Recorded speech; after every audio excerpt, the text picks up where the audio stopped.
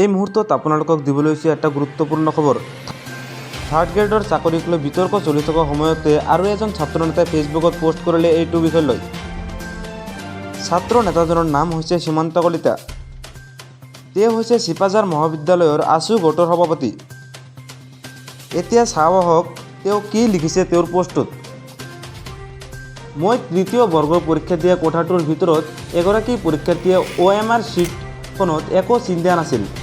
পৰীক্ষা শেষ হ'বলৈ 5 মিনিটমান সময় থাকোঁতে ৰুমটোত থকা আন পৰীক্ষাৰ্থীসকলে কথাটো গম পাইছিল। ৰুমটোত থকা সকলোৱে তেওঁক বুৰ্বক বুলি ভাবিছিল। আজি অনুভৱ হৈছে আচলতে সেইগৰাকী বুৰ্বক নাছিল, আমিহে বুৰ্বক আছিলোঁ। লগতে তলত লিখি দিছে, বুজাই বুজিব বিশেষ প্ৰমাণ একো নাই। দাহি বালিকা বিদ্যাপীঠ উচ্চ মাধ্যমিক বিদ্যালয়ত 2 নং কোঠাৰ 1 নং শাৰীৰ 3 বা 4 নম্বৰ বেঞ্চত বহি পৰীক্ষা দিছিল। থাৰ্ড গ্ৰেডৰ পৰীক্ষাৰ অন্তিম সময়ত কি হয় এয়া হ'ব লক্ষণীয়।